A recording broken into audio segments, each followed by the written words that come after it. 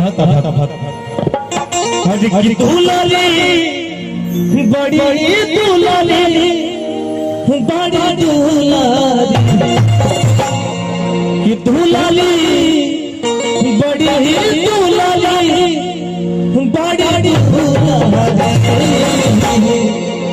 उतने सबसे माई के दरबार में एकदम साफा से लेकर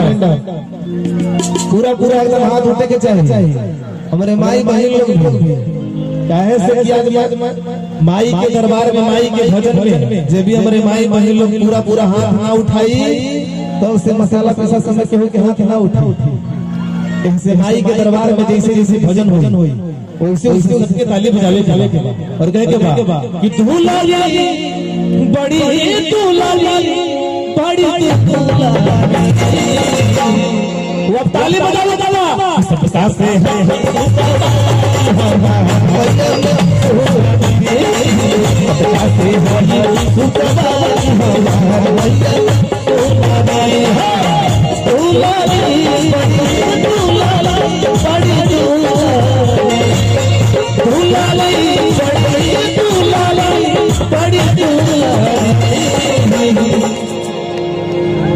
आजकल पहवर ब्रेक से काम नहीं के चला डिस ब्रेक के समाचार कहे के बा कि सबका से ही सुसवारी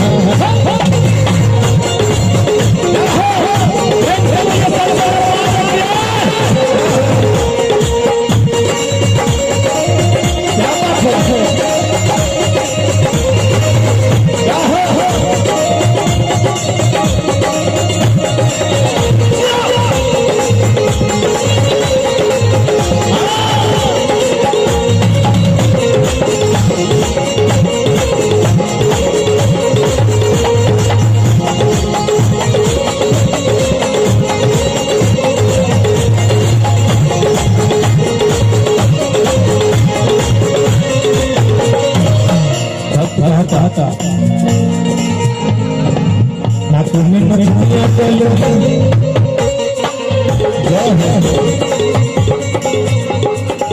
ना तुम्हें मछलियाँ चलो हाथ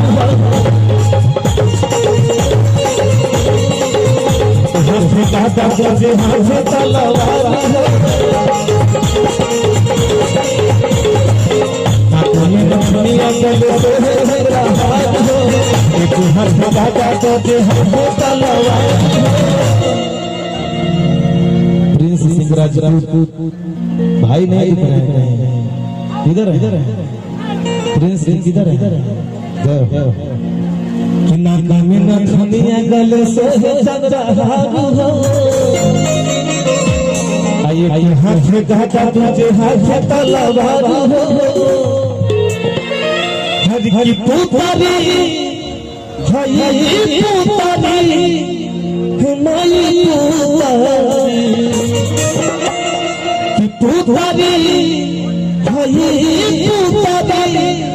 हमारी पुतारी लोग हिला जयकार हो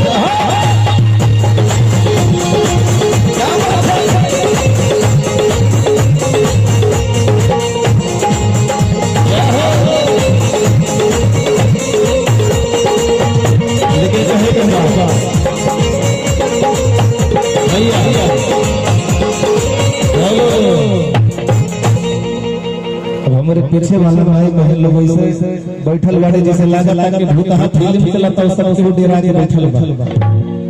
ऐसा बात नहीं है ना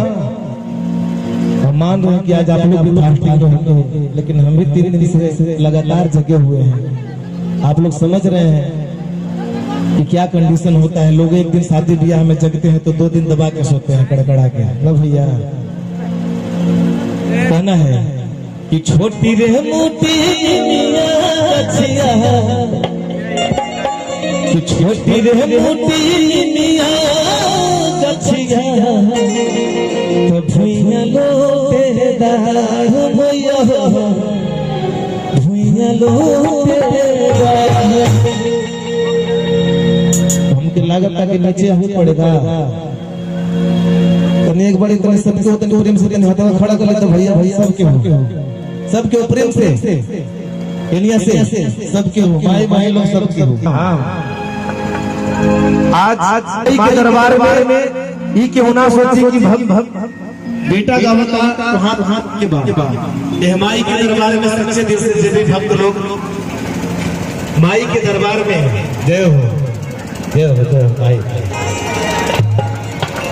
जो भी भक्त लोग और हमारे माई बहन लोग आइल बाने माई के दरबार में। हाँ पीछे वाले लोग भी सब के हुए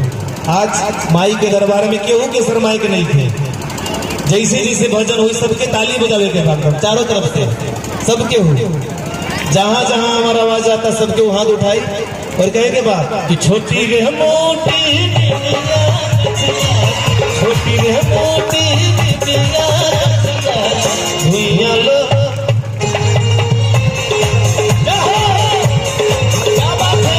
छोटी रे मोटी छोटी रे मोटी